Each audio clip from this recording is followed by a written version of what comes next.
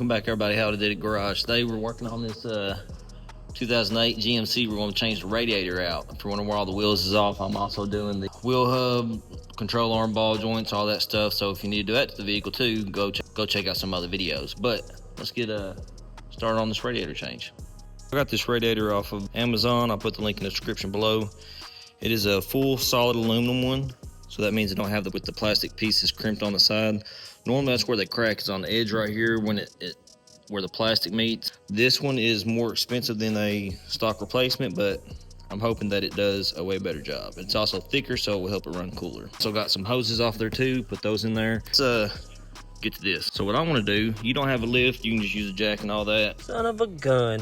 This one did have a drain, but if it don't, you can do this. What I did is I got this 1/2-inch PEX line. It's 1/2-inch PEX line.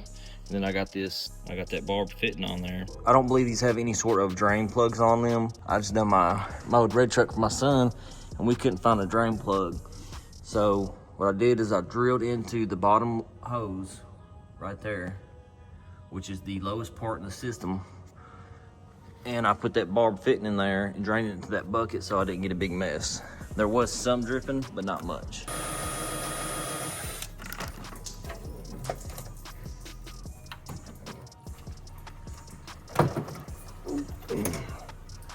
That busted through. Last time I didn't go all the way through. I got it where it was really close and I just poked it through. But now it's just drain down in there. A little bit of a mess. Probably a better way, but this is what I have in the shop. Once you get that situated, you can undo this and it will allow it to drain a lot faster. All right, now we'll go ahead and see about disconnecting the plugs, one on each fan. Push down on that tab, pull out. Another one right here, same thing. Ready for the top. Let's get this thing down. Disconnect that from the throttle body.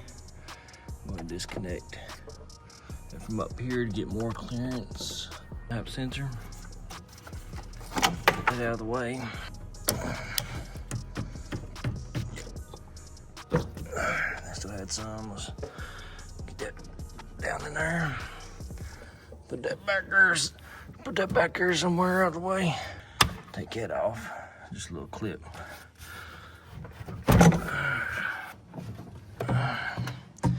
Got this out of the way. Now we got all kinds of room for activities. So now we got these bolts right here for the fan shroud and there. There's 2 down here, 2 down here. Let's go ahead and get those took off. So it's 13 millimeter.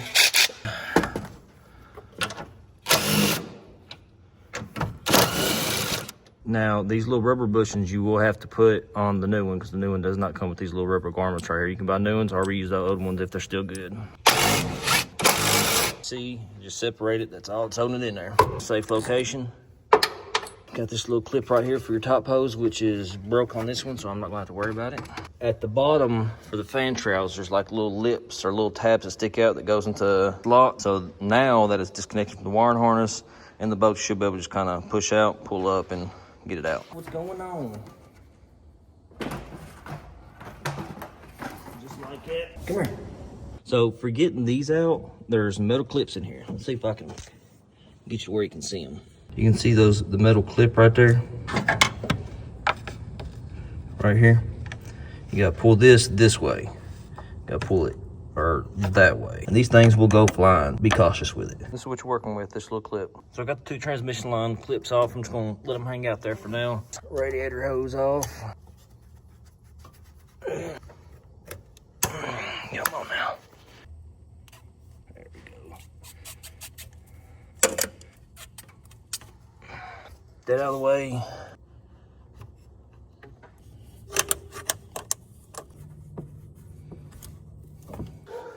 Go ahead and take the transmission line hose out. Should just come right on out with them clips not in there. I'm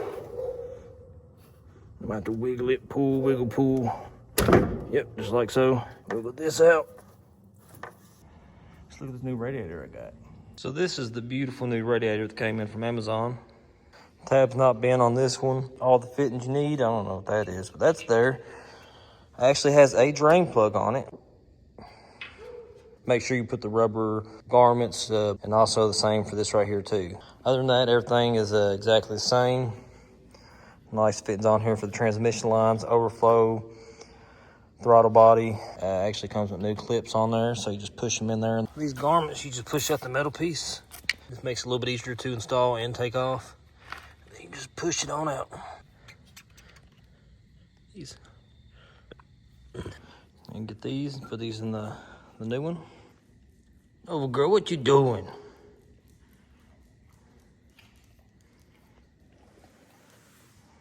Got some parts to help me push in on it to get it in there. Make sure you put these in there. Another tip too, if you got some Vaseline, you can put on this too, so that's what I want to do. Also, with this being here, go ahead and get some of this, put around this. That's gonna make sure the hose goes on nice and easy, not fighting it, and like I said, the heat's gonna make this evaporate, have a nice seal. Doing this, watch out, that might be able to cut you. I wonder how many people's gonna comment about this. You should only use So before I actually put that in there, I'm gonna go ahead and get these and put these in place. Actually, no, it looks like it was in this one. These edges, they are sharp.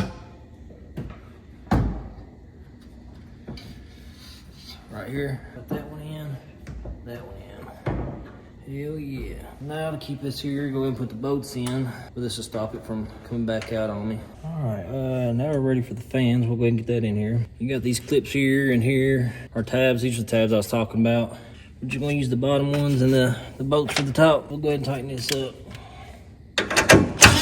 Now what this is gonna do is leave a gap in between the fan shroud and the radiator. This radiator has been in my son's truck, my red truck that I did have, for about a week now, and he hasn't had no issues out of it. This fin right here is supposed to go into this and hook onto it. But with this being mounted on, and the way it sits in the hole down there, I don't know, I might be able to scoot this forward, but whenever you scoot that forward at the bottom, it pushes the bottom part out too. Now I'm going to work my way from the bottom on up. I'm gonna start with the bottom radiator hose and just work my way up. Oh yeah. Now for these clips right here, I was going to use the other ones, but I don't have the right tool to compress them, and it was being a pain, so I said to hell with it, and here I am. That's what I'm using. Anyway, you know how to do this. I'll be back. Transmission lines, snap in place like so. Wiggle and push. This hose, it's not on there too good, is it? I'm gonna have to get a clamp for that one. When I got the hose back on there, got the clamp tightened up, got this clip back on the fan shroud. From here, I think you'll be able to figure it out. You just pretty much put everything back together. The intake, make sure you hook up the map sensor, make sure you hook up the PVC hose. That's what that is. Fill it back up with fluid. Now, this vehicle in particular, but a lot of these LSs from what I've seen, especially this one, it's hard to get all the air bubbles out. What you might have to do, without it running and hot, fill that up, disconnect this hose right here, and let some of the air push itself out while you fill it up. Then start it up, let it run, and fill it up while it's running to suck everything through air. Make sure it gets fully heated up, fill it back up. So that's gonna open up your thermostat and allow it to go through the motor. And if yours had the cover that goes right here, which this one does not, make sure you put it back in place. But that's where I'm gonna wrap it up at, because I got all this to do. I'm gonna wait to get all this together before I put all the fluid and everything in it, but you know, just put it back together, how you took it apart, fill it up with fluid. Maybe watch some other videos if you need to figure out how to do that to get all the air out. But as always, see you next time.